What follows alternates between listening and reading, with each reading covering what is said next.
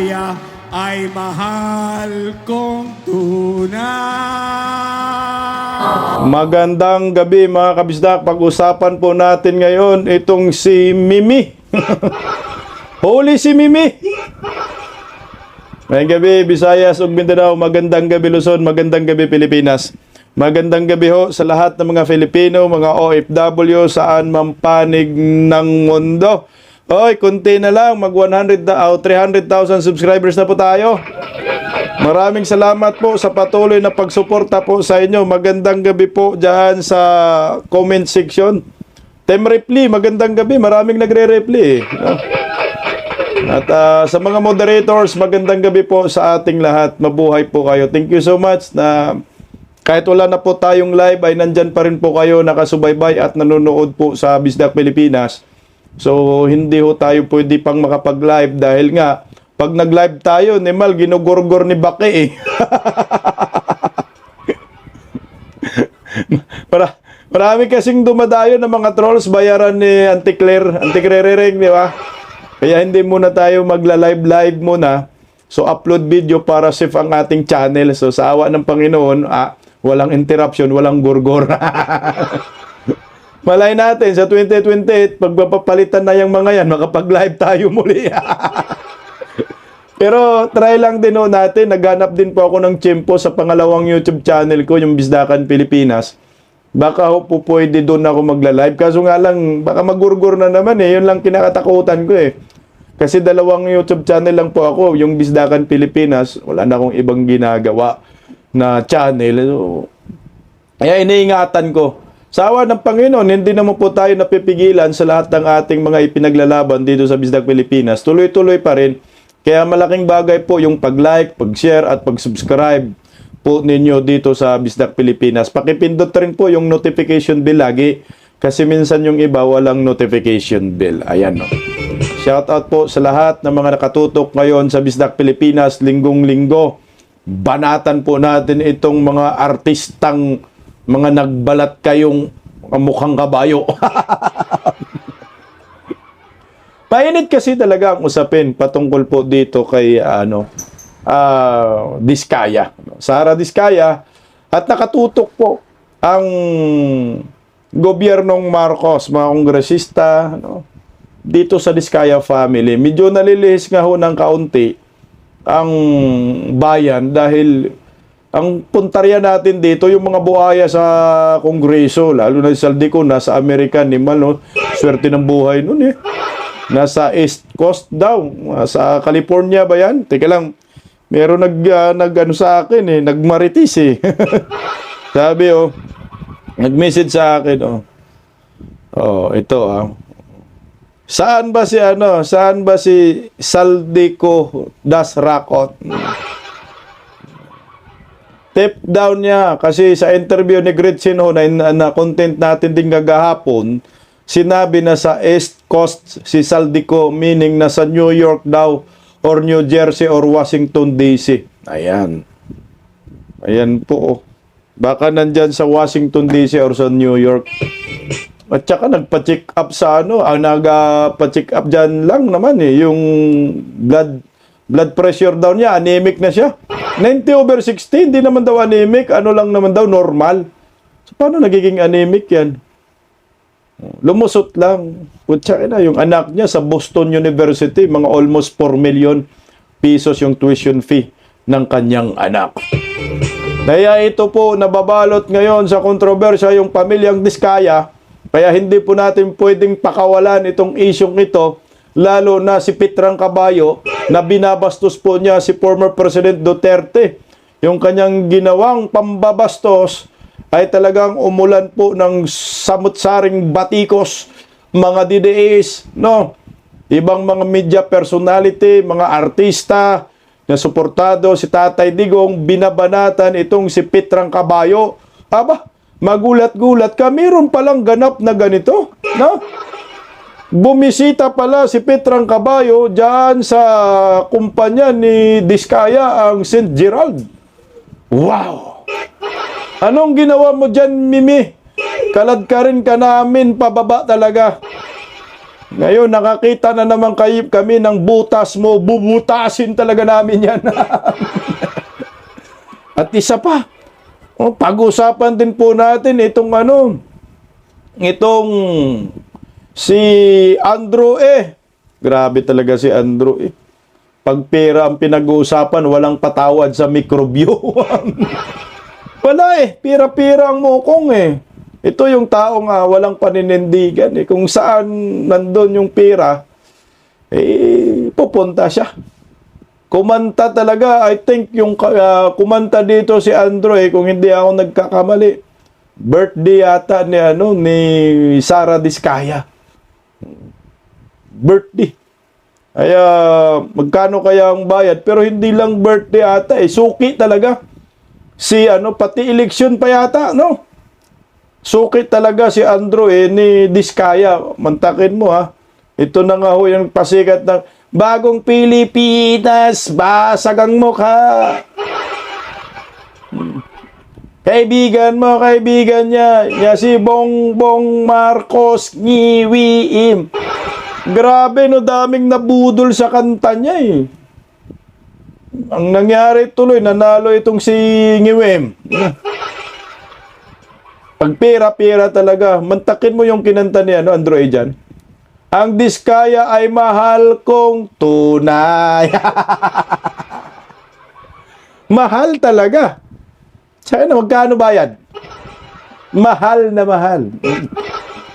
Pero bago po natin pag-usapan pag-usapan natin yung mga viral video ni Andrew kasama si Diskaya at viral video ni Vice Ganda kasama si Diskaya. Update po muna tayo kay Diskaya. Mukhang mukhang makulong. Mukhang makulong sana sa Senado at makontempt yata ito bukas Meron siyang binawi na statement pero yari ka kay Jinggoy Estrada talaga ito pakinggan natin May binawi siya Saan ba yun? Ito ba? May padulas daw ang mga Diskaya sa mga opisyal ng DPWH para Bago mo na yung padulas, dito lang yung binawi. Susunod ko yan. Ito, binawi. Biglang kumambyo ang kampo ni Sara Diskaya matapos niyang aminin sa Senado na may pagkakataong naglalaban-laban sa isang bidding ang siyam niyang kumpanya. Paliwanag ng kontratista na wala lang daw siya sa focus. May Agenda Weekend Report si Hannah T. Mix up si Ma'am nalito na rin siya dahil sa pagod, stress, puyat. Basta yung open ng gano'n. Alam mo naman si Ma'am, hindi naman siya sanay sa ganyan. Nalito lang daw si Sara Diskaya sa naging biglaang pag-amin nito na naglalaban-laban ng mga kumpanya niya sa isang bidding. Ayon yan sa kanyang legal counsel. Ginisa kasi siya ni Senate President Pro Tempore Jinggoy Estrada sa nakaraang Senate Blue Ribbon Committee hearing habang iniimbestigahan ng mga anomalya sa flood control projects. Doon, umamin siyang 9 construction firms ang kontrolado ng kanyang pamilya. Nasa 31 billion pesos umano ang nalikom na halaga ng flood control projects ng mga korporasyon na yon, ayon sa PCIJ. Si Alpha and Omega and St. Gerard, hindi po sila nagsasali sa isang bidding. Pero Okay, yung ibang licenses, magkakasama sila minsan. And then, so minsan naglalaban-laban yun, Sham. Yes po. Oh, so that is not a legitimate bidding. Nawala lang daw sa focus si Diskaya habang tinatanong ni Estrada. So pag naglalaban-laban yung siyam na korporasyon sa isang kontrata at kung sino manalo ron, kahit isa sa siyam na manalo, sa'yo pa rin yun, ikaw pa rin ang panalo. Correct? Opo. Pero pinuna si Sara ng mga mambabatas dahil sa pabago-bago nitong sagot. Para kay Sara, iba-iba rin naman daw ang humahawak ng mga kumpanya. Kaya lang, mga kamag-anak niya rin ito. Biding-bidingan ang tawag dito ni Senator Erwin Tulfo. Napapaisip si Estrada kung dapat ba siyang i-contempt o detine. Paglilinaw ng kanyang abogado, ready naman na raw ang Alpha and Omega President dumalumuli sa hearing sa Lunes. Katunayan, kasama na si Curly na kanyang asawa. Sa ilalim ng batas, maaaring collusion o sabuatan kapag nag-compete ang mga kumpanyang kontrolado lang ng parehong owner. Pwede rin silang maharap sa criminal prosecution. Sa ngayon, opisyal ng cancelled o revoked ang licenses ng 9 na kumpanya ng tinaguriang King and Queen of Flood Control Projects at hindi na sila makakapag-participate sa government procurement projects. Ayan. Parang ano na siya dito cambio ba, no? Sabi niya nalito lang. Hindi naman daw totoo. Pag nakakuha, pag na yung kanyang mga kumpanya ay sumasali lahat sa bidding, magbiding-bidingan lang. Sus! Ginagawa nyo yan, sabay pa kayo tanggi. Tingnan mo, si Diskaya nagawa yan. Paano pa kaya si Saldico na kongresista? Yan yung tanong ko dyan. Paano pa kaya yung ibang mga kongresista na may nga sariling kumpanya? Ilang kaya ang mga kumpanya na mga kongresista na yan? Diskaya nga, nagawa niya yun. Hindi naman siya kongresista. Flood control projects, 31 billion under Marcos admin, sana all. Kaya nga, napakarami ng kanyang mga sasakyan, luxury cars. Pero sabi ko nga sa inyo, talo to si Diskaya ni Saldico. Kasi yung pamilyang ko, may mga eroplano isa, luxury lang. Hindi lang talaga na highlights yung SunWest Corporation, Hightone. So itong Diskaya, nakatutok pa ngayon yung Diskaya. So malamang sa malamang, itong si Diskaya bukas makontempt na ito. Ay, Sara Diskaya, ang mahal kong tunay. Andri! Ayan.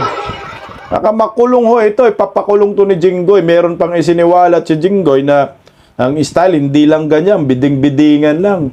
Pag bidding, sila pa rin makakuha Meron pa daw, merong bayad pa si Diskaya sa mga DPW's official. 40% daw advance sa kanilang kickback. Kaya lahat ng kontrata nasa kanila Pakinggan natin ito si Senator Jinggoy Estrada. Narito. May padulas daw ang mga Diskaya sa mga opisyal ng DPWH para makasungkit ng mga proyekto. 40% advance cut umano ayon sa isang senador. Yan ang agenda report ni Hannity. Bigyan siya na 40% advance sila. Yun sa mga... Laki nun ng DPWH. Ay, pinapatulog. Ganyan daw ang diskarte ni Sara Diskaya para makakuha ng proyekto ayon kay Senate President Pro Tempore Jinggoy Estrada. Itinanggi ng tinaguriang flood control queen na may ganito siyang mga transaksyon sa DPWH. Pero may hawak daw na ebidensya ang senador para patunayan ito. Magkano binibigay mong porsyento o advance sa mga tiga DPWH para mabigyan ka ng proyekto? Wala po ako binibigyan sa DPWH po. Baka may ipakita ako sulat sa'yo. Patay. Sabi ka na. Wala po ako talagang... Kasi hindi po ako nakikipag-transact with the DPWH. At the end of the day, Una nang sinabi ni Diskaya na may kakilala siya sa DPWH Bulacan at Laguna, pero hindi niya pinangalanan ng mga ito. At dahil under oath si Diskaya, posible siyang makontempt o maditine dahil sa umano'y pagsisinungaling ayon kay Estrada. Her statement is full of inconsistencies. Ano ko na?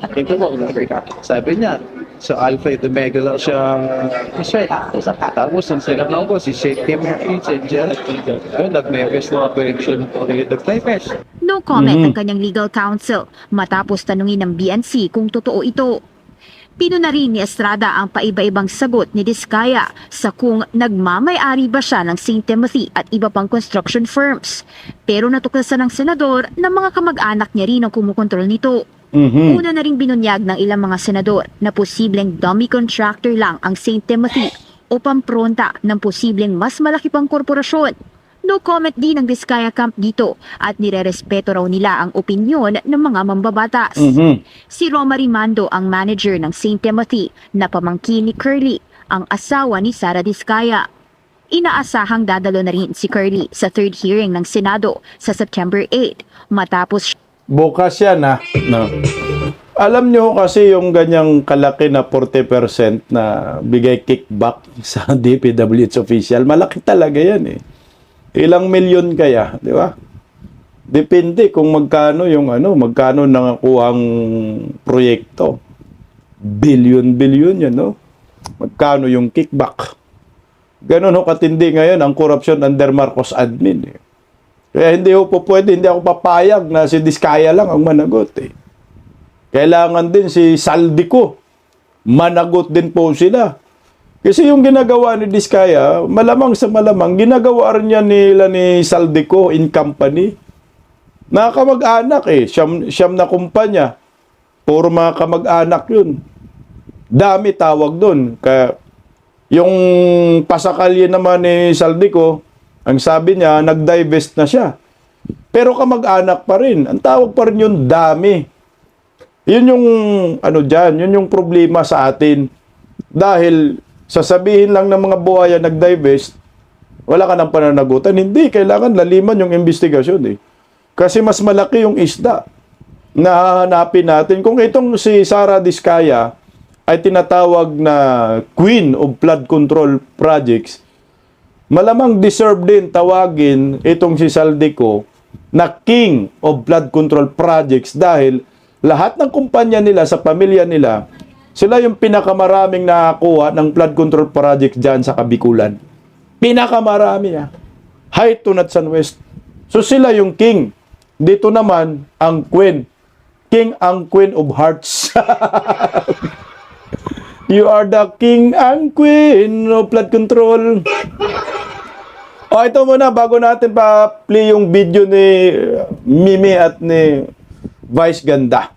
Ano ba ang kaso dito sa mga opisyal ng gobyerno na mapatunayan, nagsabwatan kasama ang kontraktor, mga kontraktor, dalimasin ang kaban ng bayan? Kailangan alam natin dito. Para nga sa akin, bitay eh. Problema nga lang dito kay Bongbong, hindi seryoso. Pagdating sa korupsyon, tinatawanan lang tayo. Anong gagawin natin? Ang ngiyag-ngiyag. Inabaraban nila sila eh. Naganap buhay lang naman yun. Tangingot mo, wika. Resign ka na, wala kang kwentang presidente. Ay, ito, pakinggan natin yung magaling na abogado patungkol dyan. Oh. Ay, sorry. Ay, ito. Kung nagsabuatan ang isang contractor at isang politiko sa isang ghost project, ano ang pinakamabigat na pwedeng ikaso sa kanila? Ang pinakamabigat na pwedeng ikaso sa kanila ay plunder under RA 7080 with the penalty of reclusion perpetua to death. And since wala tayong death penalty sa Pilipinas ngayon, this is usually up to 40 years of imprisonment. So pwede talaga silang mabulok sa kulungan. Para ma-charge sila ng plunder, dapat merong ebidensya na first, meron silang ill-gotten wealth na umaabot sa 50 million pesos. Second, nakuha nila ang yaman nito galing sa public funds through a combination or series or criminal acts like carrying out ghost projects, concealment of funds, malversation, misuse of government funds and properties, at iba pang acts. And lastly, dapat ang contractor ay may kasabot na politiko or public official or government employee and their conspiracy can be proven. Ayon sa batas na to, pwedeng panagutin ang isang contractor na nagpakasasa or nagpakayaman at the expense of Filipino people. Pero mas pwedeng panagutin ang mga politician or mga public officials or government employees na mastermind nito. Kung ang isang government employee or politician is found guilty of plunder, ito ang kanyang parusa. Pagkakulong ng up to 40 years, perpetual disqualification from holding public office, forfeiture of assets or pagkumpiska ng properties, bank deposits, investments at iba pang ari-arian, kahit na nasa abroad pa ang mga ito, loss of retirement benefits. And lastly, civil liability o danyos sa mga taong apektado ng kanilang pangungurakot. And if it can be proven na kasabot ng mga contractors at politiko ang kanilang mga asawa, mga anak, or kapamilya, well, they too can go to jail for life. That's according to Section 2 of RA 7080. Sino ang pwedeng mag-file ng kaso sa kanila? Anyone who has substantial evidence and personal knowledge, kahit na anonymous pa ito. A concerned taxpayer may be a complainant through the Office of the Ombudsman, who will then lodge the investigation and finding of probable cause. Also, as taxpayers, you can do your own lifestyle checks sa mga pamilya or mga anak ng mga contractors and corrupt politicians if you believe that their lavish lifestyle is actually from ill-gotten wealth or plundered money. If you have copies of their photos of their social media flaunting their luxury items, private jets and luxury cars, or a screen record of their YouTube video or vlog showing their mansions, pwede mo itong ipadala at i-report sa Anti-Money Laundering Council, sa COA, sa BIR, and other relevant government agencies. As a taxpayer, as a Filipino, may boses ka. Marami kang magagawa. Ayan po. At yari dito yung Diskaya at ko. Sana bukas, si Saldi ko naman yung pag-initan ninyo dyan sa Blue Ribbon Committee, ha? Anyway, may tiwala naman tayo kay Kung Marcolita. Sana merong isang senador na medyo babagsik ba na banggain itong Sunwest at Highton. Sana, Senator Bato, galaw-galaw, baka makalbo. Kuya Bungo, tapangan mo konti. Tapangan mo. Idol Robin Padilla, galaw-galaw, idol. Hayaan mo na yung Mary Jane na issue. Ito tayo sa korupsyon. Mary Jane lang naman yun, dahon eh. Malay natin, pang lang yun. Pang padagdag oras. Idol, banatan mo itong Highton. Saldico. Ayan. Yung mga anak nila, labis-labis na. Yung anak nila, nasa Boston University. May mga aeroplano. May aeroplano, 4 bang aeroplano nila. Ganun ho katindi. Parusa dito, lifetime lang naman kulong. Plunder. No. Sana may death penalty. Para wala nang mangurakot na mga buhaya. Ito, pag-usapan natin itong mga dumidikit na mga celebrity dito kay Diskaya, gaya ni Vice Ganda at ni Andrew E. Unahin natin si Vice Ganda. Alam mo si Vice Ganda, nag-concert pa pala, pumunta pa ng, United Kingdom, nag-concert siya eh. Kunyari doon, bira ng bira sa mga kurakot sa gobyerno, especially flood control. Pero ito siya, may ugnayan din pala dito sa Diskaya family.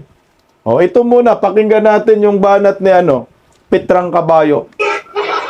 Nakakala mo, talaga namang totoong may pinaglalaban, los-los mo, Pitrang Kabayo ka. Ito, pakinggan natin. Manila ay bahagin ko ngayon. Diba? Kaya ang swerte-swerte natin, diba? Tumating ako dito sa London, slight na local ako, kasi sabi ko, ay umuulan ng ulan. Pero sabi ko, okay lang, may flood control naman sila dito. May flood control daw. Ulan-ulan. May biro pa nga siya doon eh. Buti dito, kahit malakas ang ulan, walang baha, safe tayo. Pero sa Pilipinas, kunting ihi lang daw ng Panginoon, bumabaha. Gamit talaga Panginoon, no? Los-los mo, Vice.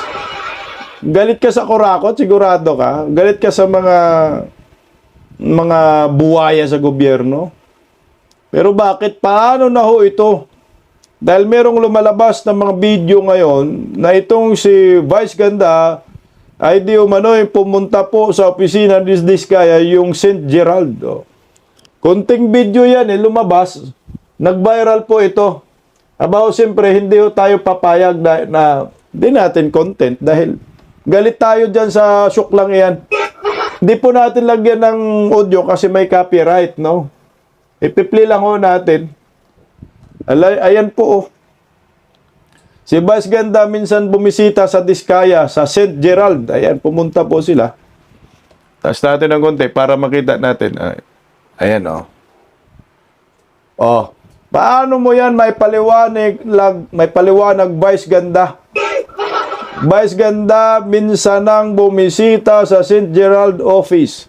Opisina ni Sara Diskaya. Holy kang bakla ka. Baklang molto.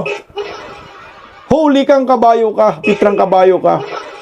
Gabaan ka talaga ngayon. Magkano ba ang bigayan dyan? Ang sabi naman daw nila, wag daw natin haluan ng hindi magandang statement ba, pag-uunawa. Hindi. Talagang hahaluan namin at kukulayan namin yan sa ginawa niya kay former President Duterte na pambabastos sa kanyang concert. Ito at pambabastos sa mga DDS na buhay na naman kami. Kalad ka rin ka na naman namin dito sa issue ng Diskaya family. na patungkol sa flood control projects na talagang flooded din po ang pira sa kaba ng bayan ng Ulimbat? Ipaliwanag mo yan, Vice. Ba't ka nandyan? Kala ko ba galit ka sa kurakot? Ano, gumawa ka ng proyekto? Anong proyekto? Kumuha ka ng patong? Talent fame mo? Ano bang talent fame mo dyan? Ano bang ginawa mo? Tingnan mo Malamang bago lang po ang bidyong ito. Kasi kita mo naman yung buhok niya. Ganyan pa rin yung pinipli ko kanina, concert niya sa United Kingdom ba yun? Ganyan din yung buhok niya. So bago lang ho ito. Baka nangningil na po siya ng pera. Pahingi na, sakote ka. O di ba kaya? Di ba may mga dami-dami yung mga may mga dami-dami yung mga kurakot sa gobyerno, di may iiwasan. Tanong lang ako di ba kaya kasama ka sa dami ni Sara Diskaya at may pagmamayari ka ng construction company? Tanong lang walang masama sa tanong. Nagtatanong lang. Pag yan, Vice, nalaman namin kumubra ka ng salapi. Galing yan sa galing sa nakaw, pangungurakot. Hindi ka namin tatantanan. Kasi nga, si Julius Babaw nga at saka si Corina Sanchez dumikit sa mga Diskaya, binibira natin, di ba? Binabatikos. Magkano ba, di ba? Ito rin, Vice, magkano ba? Ba't ka nandyan, ipaliwanag mo? Kagaya ho nito ni Andrew isa pa tong si Andrew Wala rin prinsipyo to si Andrew pera-pera yan Kumanta rin po kay Diskaya, batikusin din po natin. Magkano rin Andrew Alam natin, trabaho lang. Pero, kung binabayad sa mga yan ay galing sa taxpayer, galing sa inyo, mga OFW, putya, questionin natin. Tanungin natin kung magkano ang kanilang nakuhang pera dito sa pamilyang Diskaya. Nag-concert, tingnan mo. Diskaya! Hey, Diskaya! Ang pamilyang Diskaya ay mahal kong tunay. Sara Diskaya. Birthday niya yata yan. Ang pamilyang Diskaya ay mahal kong tunay. Nandyan pa si Sino yan? Di ba artista rin yan? Aramina ba yan? Tsaka, di ba yung nanguhula, na mali yung hula niya? Animal talaga to. Pungso, Chinese ba yan, di ba? Nandyan din Magkano yung bigayan dyan? Andrew mahal mo pala siyang tunay Mahalin mo talaga yan. Malaki ang pera dyan Tsaka meron pa akong ipi-play na video, guys. Tanggalan ko lang ng audio. Grabe, Ang tindi, ng pa-concert ni Diskaya dyan. Nandyan din si Andrew dyan, Ang dami ring artista. Katas ng flood control. Grabe, Marangyang buhay sila. Yan yung Aramina, Yan, parang si Shamsi Sup-Sup yun, Sino yan? Contreras ba yan? Ang dami, Andrew Suki na talaga si Andrew Nandun yun mga vlogger, entertainment vlogger, Yung mga nagpo-promote ng sugal, nandyan, sama-sama sila. Ayan, Grabe, ang daming mga guest. Ganun karangya ang buhay ng mga Diskaya. Ayan, yung mag-asawa. Makontempt na yan bukas, Ayan, Star-studded. Aramina. Nandyan din. Samantala sila, saya ng saya sila. Andrew, masayang-masaya sila dyan. Pero yung mga Pilipino, bahang-baha. Nandun din, Dilawan, Pinklawan yun, Vlogger yun. Bilis Makano yun, Tindi nung Makabatikos yung loko na yun, Vlogger yun, Dilawan, Pinklawan. Makabatikos sa mga Duterte, matindi. Ito na yan sinasabi. Mga Dilawan, Pinklawan, kakampi ni Sara Diskaya. Si Andrew nandyan din. Wow, sana all. Magkano kaya ang pera na nakulimbat? Yan ba yan? Magkano yung perang binigay sa kanila ni Sara Diskaya? Ang saya nila dyan. Uy, si ano ha, sa Batang Quiapo yun ha. Sino ba yun? Daming tao, grabe. Oh. Ano to, birthday? New Year? Oh, Diyos ko. Yan ang pera ng bayan na winawaldas nila. Ngayon ho, baka sabihin po ni Vice Ganda, binira na naman ka ni Bisdak. Bibirahin talaga namin. Binira nga namin si Julius Babaw, Corina. Kasi sabi, naka 10 milyon daw ang interview eh. O paano pa kaya ito? Pumunta ka na talaga dyan sa loob eh. Ng tahanang kaharian ng Diskaya. At ikaw naman, Andrew kumanta ka. Oh. Kinantahan mo pa ang Diskaya ay mahal kong tunay. Magkano ang pira? Magkano ang presyo? Vice, ano yung pinunta mo dyan? May kinuha ka? Magkano to? Galit na naman sa atin itong mga supporter ng mga Pinklawan at Dilawan. Kasi ang bilis ninyo, ang galing ninyo mambatikos dito sa mga Diskaya, di ba? O yan, batikusin nyo na si Vice Ganda. Dahil pumunta mismo sa St. Gerald Construction Company ni Diskaya, kitang-kita po sa video.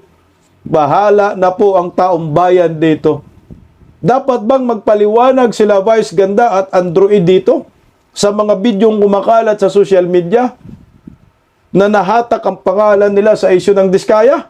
Ano ho sa tingin ninyo? Tandaan po ninyo kung may pera na involved dyan, malamang pera ng bayan yan at pera ng mga taxpayer. May pakialam tayong lahat. Magandang gabi po. Good night po sa ating lahat. Bisdak Pilipinas. God first. Paggising sa umaga, tanghali at gabi, nakikita ko ang post niya, ang hapdi. Paano nga ba to? Di ako makatanggi. Watch ko na lang at isipin ng mabuti. Bisdak Pilipinas. Bisdak, tinig ng katotohanan. Sa bawat vlog may laban sa kasinungalingan. Mulat ang mata, gising ang masa. Bisdak Pilipinas, para sa bayan, gumigising sa diwa. Sa likod ng kamera, tapang ang dala, walang sinasanto kung mali ang gawa. Hinay-hinay, pero palaban. Boses ng tao sa digital na labanan. Bisdak, tinig ng katotohanan.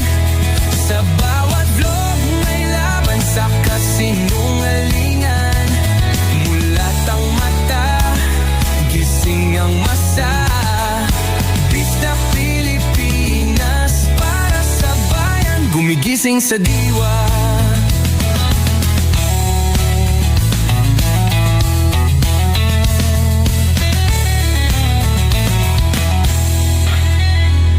Hindi artista, hindi politiko, pero ang katotohanan, sigaw niya ay buo. Sa YouTube o Facebook man siya makita, may aral ka pa rin, may uwi sa bawat salita. Bisdak, gising sa katotohanan. Di lang kwento, kundi panawagan. Sa bawat Pilipinong naghahanap ng liwanag. Bisdak Pilipinas, kasama sa pagbangon ng bayan. Bisdak Pilipinas, boses ng masa. Gising ang diwa. Sa vlog mo, may pag-asa.